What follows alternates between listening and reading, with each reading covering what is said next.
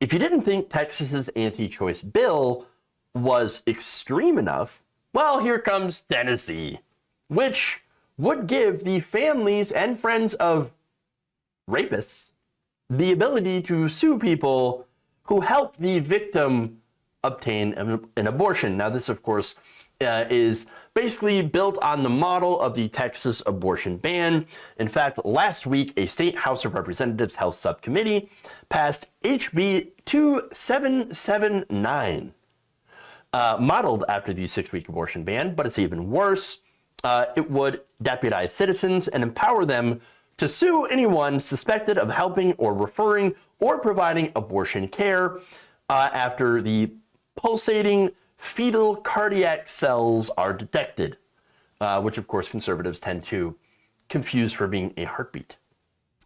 All right, so now, unlike the Texas ban, which is fairly tame compared to this, HB 2779 would ban abortion entirely.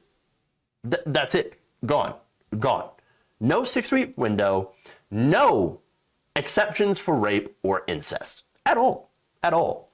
So they're taking this and they're going very extreme with it. Now, Republican State Representative Rebecca Alexander, who introduced this bill, was asked in a hearing by a Democratic State Representative, Bob Freeman, if the bill would allow any family members, friends, spouses, and neighbors of rapists to sue victims if they obtain an abortion. Her answer was this: my assumption is that they could. Other than the rapist, of course. Oh, yeah, well, you can't have the rapist sue. Oh, wonderful. Wonderful. So at least you're not allowing the rapist to sue the abortion provider. But anybody else can. Look, what this is, of course, is wanting to force women to carry a rapist baby. If that's what you're looking for, well, mission accomplished. Now, to show how disastrous this could be, let me reference how many sexual assaults were reported to Tennessee law enforcement. In 2019, 5,796 assaults were reported, according to the Tennessee Department of Health. Now, that's just the ones that were reported. We have an issue in this country with underreporting, massive underreporting of sexual assaults and rapes. Children aged 14 to 17 actually had the highest rate of sexual assault victimization, and that is the ones that we know of. But it gets worse.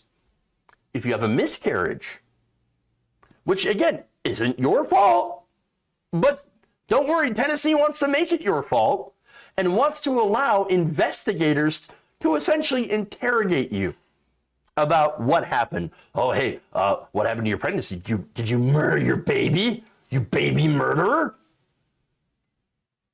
I mean, it's just insane. So you're going to be interrogated. Your family's going to be interrogated. Of course, your doctor, everyone around you. And if they even, suspect, even, again, if it's a miscarriage, and they say, no, we don't believe in miscarriage. And look, there are Republican states that wanted to punish women who have a miscarriage and send them to prison for a miscarriage. I'll give you the stats on that, how that's disastrous. But they want, you to interrogate your family, friends, and allow other people to sue them.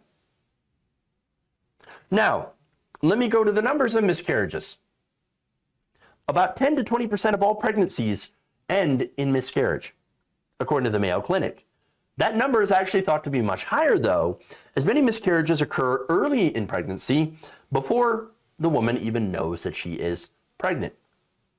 So that number could be, again, 10 to 20%, possibly higher. And so what you're looking at is the possibility of a large amount of women being subject to lawsuits. I mean, that's disastrous. Now, during the hearing, Alexander said this, quote, "My intent is to bring a bill that protects the unborn life in this state." Really? Now, studies have shown that when people are denied access to abortion care, they're at a higher risk of developing health problems, are more likely to stay in contact with a violent abuser, partner, or even rapist, and are more likely to be living in poverty. But aside from that, well, if you cared about life so much, then why don't you care about the already born? Why don't you start there? Why don't you start there?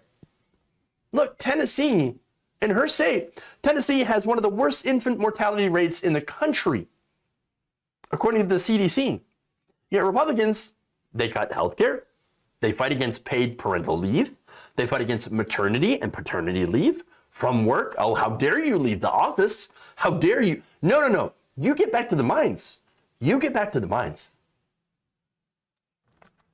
And now, you have also Republicans that have consistently tried to block healthcare coverage, expanding healthcare coverage, and blocking welfare programs for needy people, including children. They hate welfare programs because, that's going to be government socialism. Well, we only like socialism when it goes to the rich. But they love turning people against their neighbors if they're suspected of having an abortion. No, this is ridiculous. Absolutely ridiculous. One more thing to note, by the way, and it should be very obvious. You can't get rid of abortions by banning abortions. The only thing you're eliminating is safe abortion. You're bringing back the coat hangers. You're bringing back extreme measures where many women, before Roe v. Wade was codified, died. And by the way, and this is a scary thing to know, some of these, they're not even doctors that would perform the abortions. In a lot of cases, that woman was also sexually violated during that so-called procedure.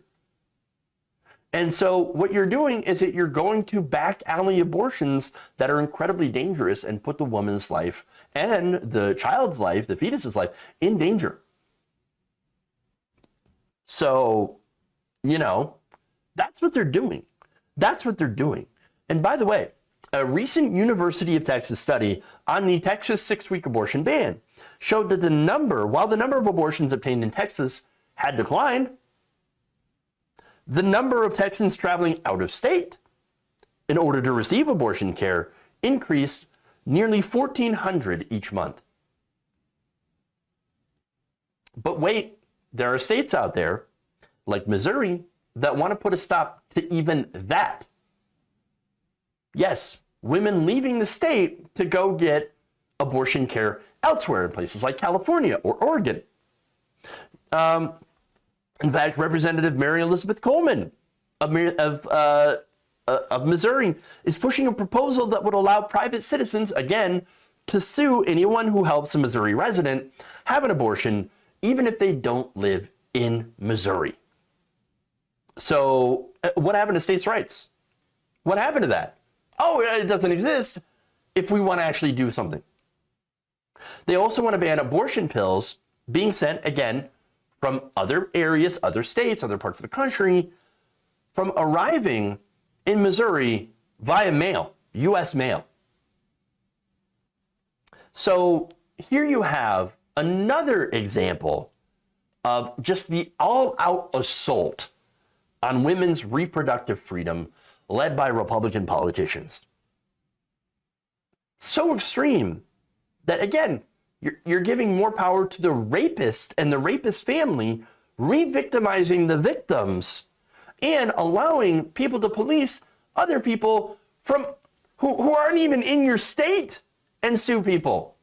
And what they're doing, and this is why it's so insidious. You have this set up as a way of saying, oh, well, it's not the government that's doing this, that's punishing abortion providers. No, it's private citizens. Where do you think some of these lawsuits are coming from? Conservative organizations that have collected money from so-called pro-life groups or are pro-life groups that have taken money from fundamentalists and large, right-wing organizations in order to fund these lawsuits against people. They're trying to litigate abortion out of existence. And now turning your neighbors, your friends, family, other people against women, against each other. This is insane. This is gross and disastrous. So much for being pro-life or pro-freedom.